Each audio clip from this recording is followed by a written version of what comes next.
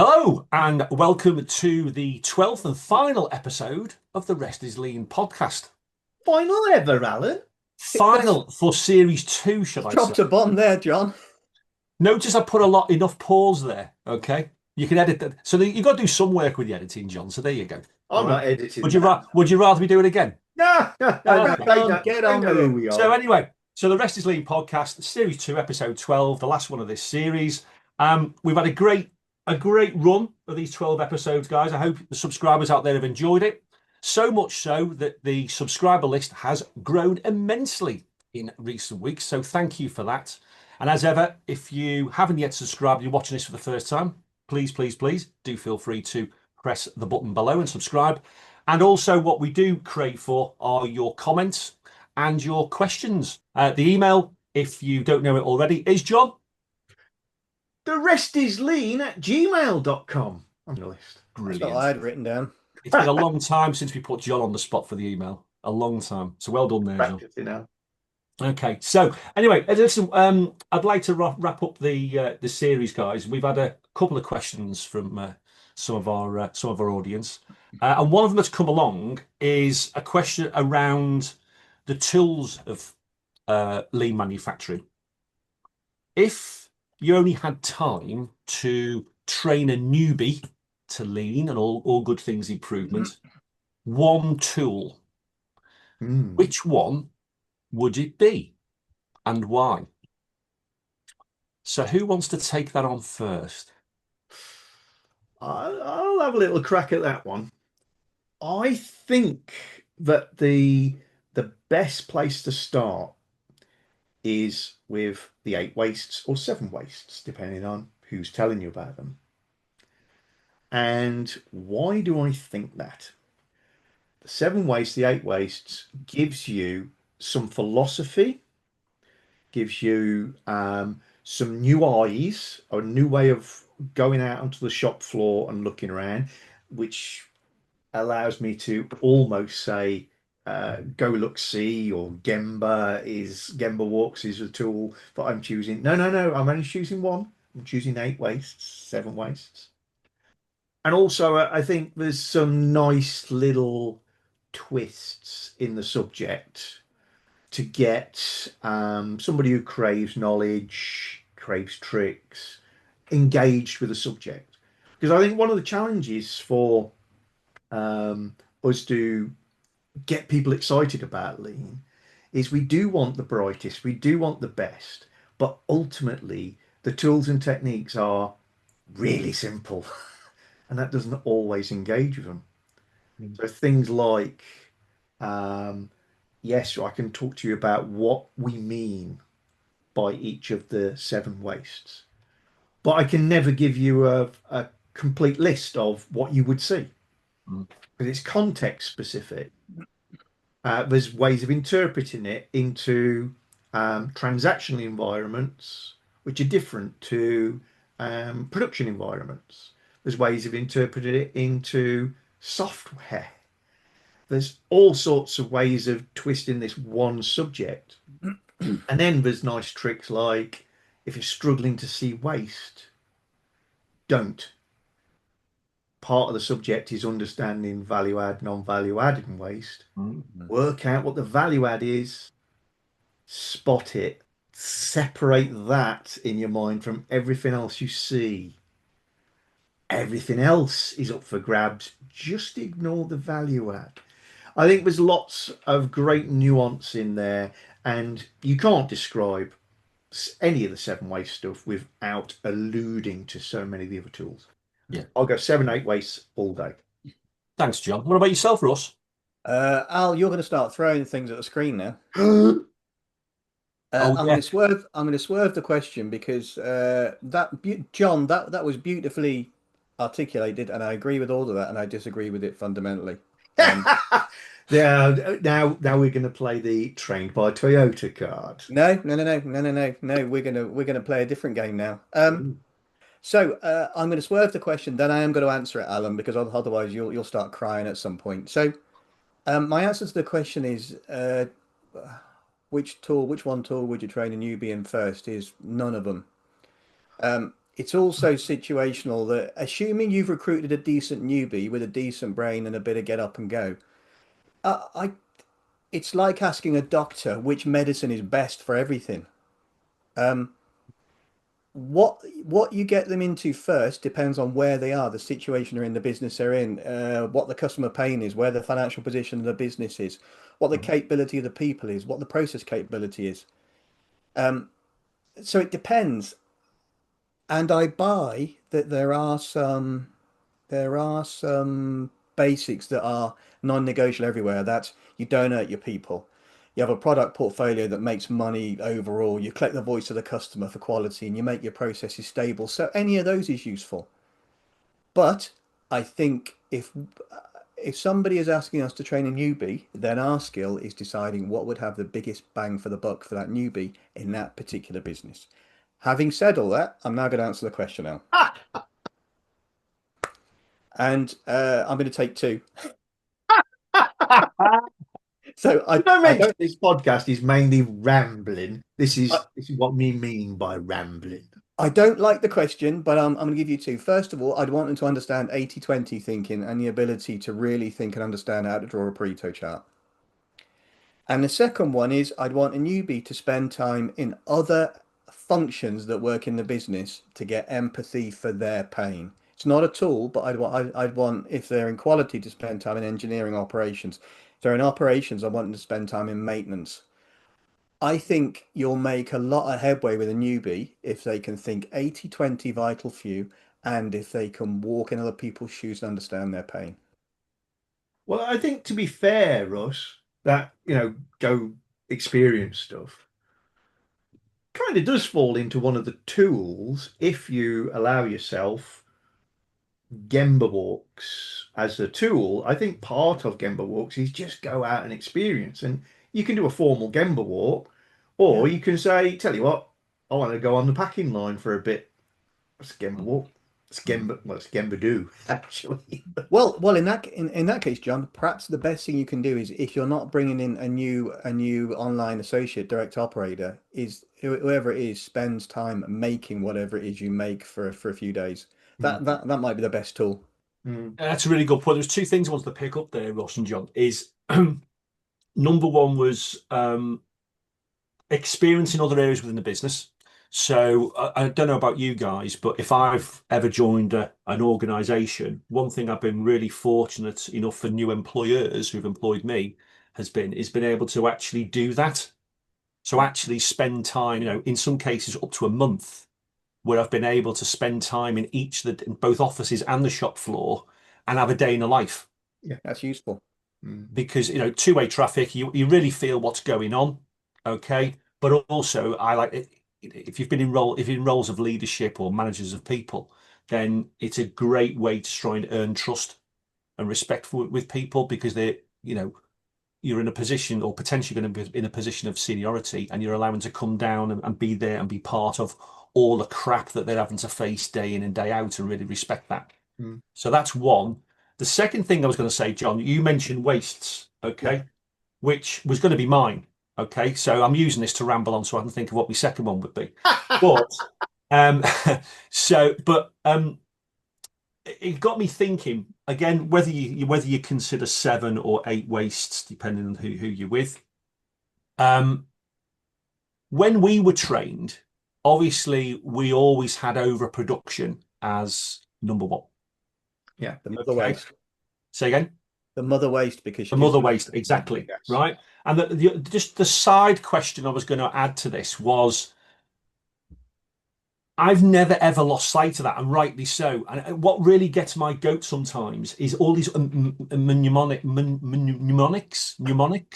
where you got like Tim Wood, downtime and all this. And I have a real passion about a dead set against them because they're driving the wrong behavior because O is not at the beginning. Yeah. Right. Because people understand it as a mechanism, just to remember all the waste, but actually there's a reason why overproduction, it should begin with O because that causes everything else. It's fair enough, Al. But I've never heard of another way of discussion. Have you got a 7 or 8 word one that begins with O? Because we never had it as a Well, word, well, did yeah, we? we did. So I learned often in his place. I order Balti quickly, Yeah, but oh, then, I used to put off order my beer quickly. So but but then that could be over processing or overproduction first. yeah, But Yeah, yeah. here's the practical part to it. I'm with you. I happen to agree with you 100% here, Al. Because that's it's two easy. into episodes now for us three. It's yeah, it's easy to lose sight of of the important wastes. But if somebody remembers it as as a mnemonic, Hmm. Timwood, and they find the gateway wastes, which are largely operate emotion, possibly a bit of processing and quality. What's the problem? As long as once they're through the gateway, somebody's there to show them a bit more of the path. Yeah, As yeah. long as someone's there to show the path. Yeah, granted, granted. So I think well taught, Hmm. I think we're all reinforcing possibly the same thing here Hmm. is um, eight wastes, seven wastes is probably right up there Hmm. with any of our tools that we choose because there's so much philosophy. I mean, Alan's just done it there. You know, you could have this really interesting discussion about the most valuable, the worst, the mother of Yeah. all wastes. There's a lot of depth there Hmm. for Hang somebody on, to get their head around and really engage with. I didn't vote for 7 or 8 I know. wastes. Don't worry. No, no, Don't no. He was worry. dead set against it. Yeah. It's But how it's do you election do? rigging. How do you do seven wastes, eight wastes? Should you do it in an office? No. I was told I had to stand on top of a bloody barrel on the shop floor to do it. But the But point I'd do it is, if the newbie's it based in an happens office at environment, John. Gemba.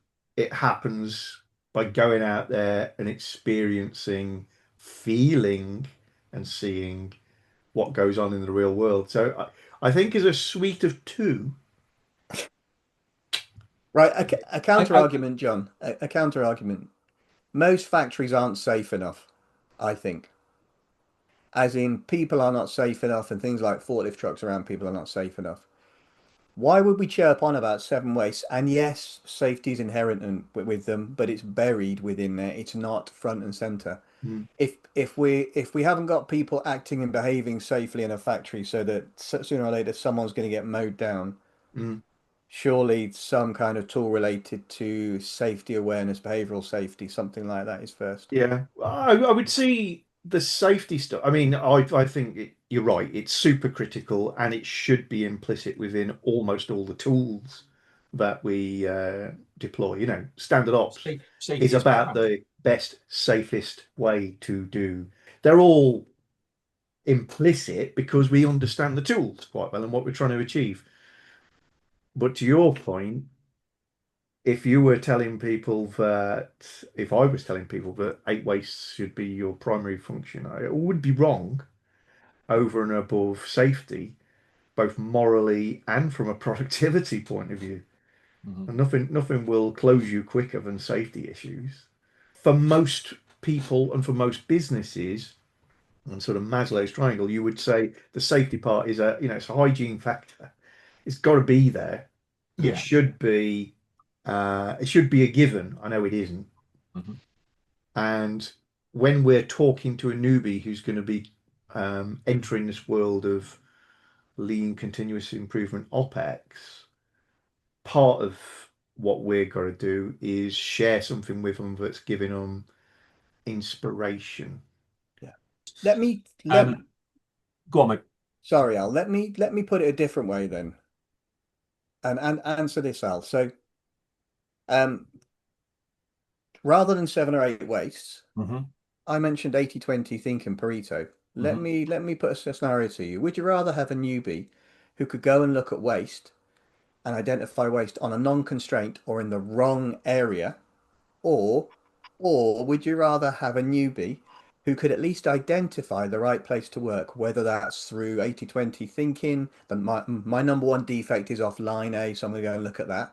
I don't know what the hell I'm doing there, but I'm going to go Hmm. and look at it. Hmm. Or, as you say, Al, constraint thinking. So, is the best tool we can teach a newbie where to focus?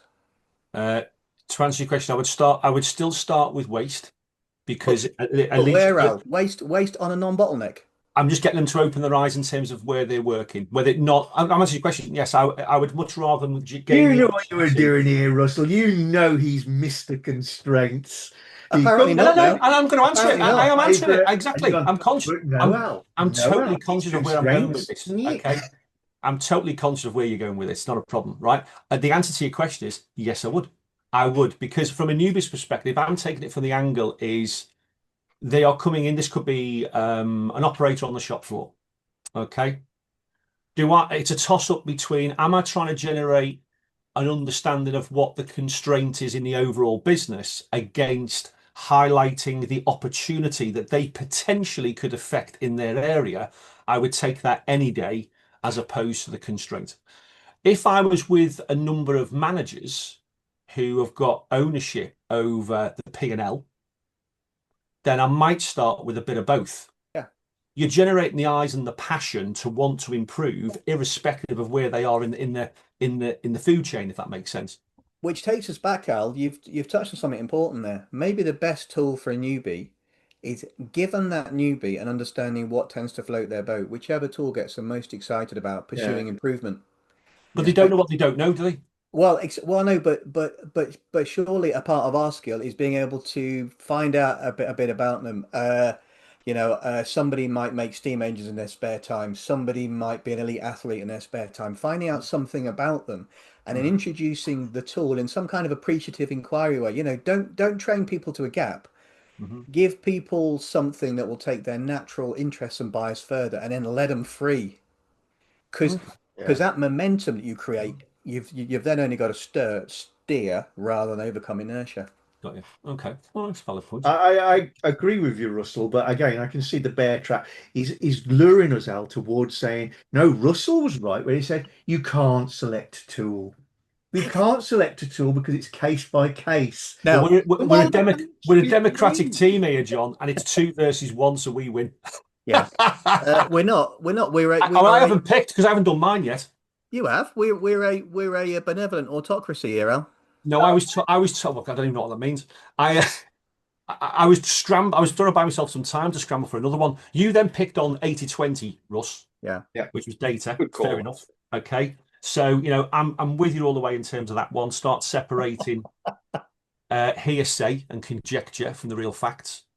Absolutely. And the vital few from the trivial Vital many. few. Absolutely, mate. Absolutely.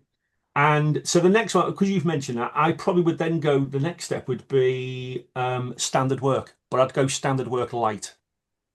Okay. And basically just if it was your operator going on the line for the first time, is basically say, look, go away, and when you're working on the line, just make a note of how many times you do the same process and how often it is actually the same. And what impact that has on you as an operator or the department or the product over the next few weeks when that process is non-standard. Because that's then a nice linkage between waste and opportunity as well. So that would probably be my next one.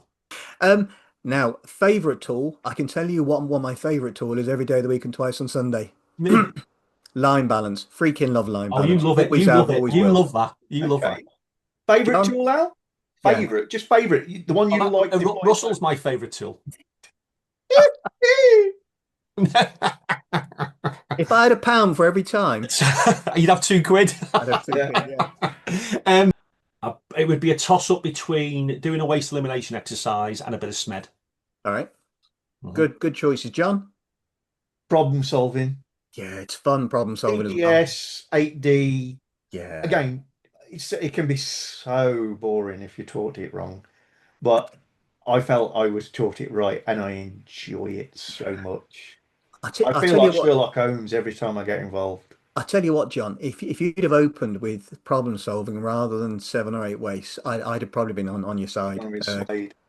Yeah. And you know what? I think just in the past 20 odd minutes we've been talking, it just shows that everybody will have their own view on the list that we're going to provide. And we'll go just moving on to our audience and said, look, we want to really hear from everybody and understand their views. Not your one tool. Yes, we'd like to understand that, but also the reasons why, because I'm sure everybody out there that listens to this has got their own views, maybe against our suggestions, but also they've got some of their own as well. Yeah. And I'm sure all will be valid because I think a lot of it will be based on experience and exposure to all the tools. You know, a good example, I know, Russ, you love line balance. I know we've spoken in other sessions in the past. That would be one of my weakest, I would say. And purely and simply because it's in the positions in my career where that's not necessarily, it's not necessarily come to the point where that's needed to be applied. Yeah. Yeah. So, all of us apply our biases to our this. biases to it. Absolutely. I was about to say that. Thanks, Ross. Yeah. No, Oh, absolutely. sorry. No. You're right. You're right. And likewise, look, I just want to, we want to hear from everybody out there because I'm sure the people who listen to this podcast have got their own stories to tell, and that's what that's part of the reason why we've created this pod in the first place. So right in. Picked up another new client recently, and they asked me what lean book should I read. They're relatively new to lean, and having talked to them, I knew they were a harvester of information. They're a classic Dunning-Kruger curve person, as in, I'm going to read everything about it, ergo, I will understand it all. Which is a dangerous place to be if you're running a business trying to do lean. So they said, what lean book? My answer is the answer I always give, which is, what do you want to know? What do you want to know? What do you need to know? How do you mean? Well, what's either the gap in your knowledge or the problem in your business that you want to fix? You tell me those two things, and I'll then recommend some reading for you because then it's useful. It'll all be interesting reading, but then it's useful reading because it's topical. And I've put the onus back on them to come up with, to think more deeply about what they should be researching, in my opinion. Do you think that's, you? Yeah, no, I'm with you. Yeah, absolutely. Again, I have a few. Do you have a few don't go-to? deploy a tool, deploy the question, and then we can select some tools that might help with that. Do you have a view? Do you have a view, John, in terms of your go-to one or two? Go-to books. For a real generalist's interest, I still think, and it's a boring selection, I think the goal is probably the best thing out there because it's a story which it puts some people off. It's a novel, rather than a textbook showing you how to do stuff. But if you can engage with that long enough to realize, oh, it's quite a clever novel. It's like a parable, fable, that sort of thing. It does show the use of some of the early tools. It does do a little bit of business philosophy and strategy. It talks about measures and identifying where to apply. I've got 2 copies up on there as well. And it really demonstrates the difficulties of applying it all in real life. I think it's a good gateway drug. It's as simple as that. Yeah. Or that one, John. The Gold Mine. I don't think I've read that, mate. No, I don't think I've read. Mr. Ball. Yeah, Michael Bally. It's a very good read. Similar style? Similar style novel, very good, John, about where to start in lean, and it's a novel about a failing factory again. Or Pascal Dennis, Andy and Me, about a sensei and a plant manager. Very good novel again. Oh, I think I've seen that one. Yeah, that's quite good. Yeah, I'd agree with you there, guys. I'd definitely go with the goal, obviously. If you're in a project environment, I would go with Goldrat's next book, which was based on critical chain, which is basically theory of constraints for project managers. I also tend to go with Ellie Goldrat did a small thing called Standing on the Shoulders of Giants. Yeah, she's made in many other iterations, but if you ever get that from Goldrat, that's well worth reading. And also, I tend to a very simple book, which some of you guys I'm sure have you read. Who Moved My Cheese? Yeah, Spencer Johnson. Yeah, I think that's a great one for people to start understanding about change. Yeah. To changes in habits, etc. Change. There was a school of thought that said that everybody should buy and own 2 copies minimum of Ventures in Leanland. Well, you beat me to it. I was going to do it for you, mate, free of charge then. Okay. If only we knew the author. So may have written. And there's still a vet. Well, yeah, we've got to be careful here because YouTube us. Yeah. And now quote Quote the week, yeah. quote the week. Inspired by my daughter Millie, who we went on a walk with Sunday. She's 25. She's a ranger, National Trust ranger. We dragged her around walks when she was a kid in the countryside. Didn't like it. Loves it now. Um, every time she goes on a walk now, the same walk, she sees something new, and it reminded me of something. Mhm. And she sees something new because she's interested in botany now, and so she's looking for stuff. If you want to see something new, tread the same path you trod yesterday. Mhm. Now is a period of reflection. It's summer holidays when this is being recorded. If you're in lean somewhere or in operations, please reflect on when you're walking around your plant, are you on autopilot or are you looking for something new? Because if you're not learning. Yeah, Absolutely. that's a great line. What was it you said like, in one of the earlier episodes, Ross? The river's name never the same twice, or Yeah, something. you never step in the same river twice. Mm. Marvelous, Mm. marvelous. Good stuff. Right. Listen, with that in mind, I think should we call it a day for today, chaps? I think we should call it a season. And a Yes. season, absolutely. So it's been a blast. I think it's worth mentioning that we've always said that this podcast, don't tune in if you want to be taught a particular tool. We're not that podcast. No. With them people, we can do that, but it's not what we're about. However, I think that in the next season, there may be an opportunity for us to almost pick a tool and discuss what makes that work, what makes that fail, all that sort of good stuff. Because this episode has very much showed us we're very passionate about the various tools.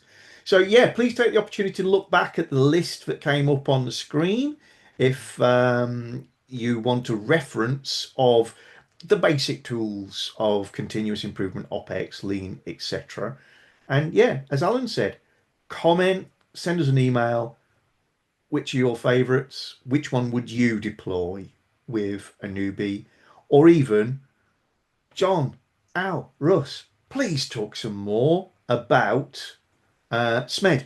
I really, really want to know what you think about. Smed's fun as well. Smed's real fun. We could pick anyone. So for our next season, maybe you'll be priming us up by giving us your input on these various tools.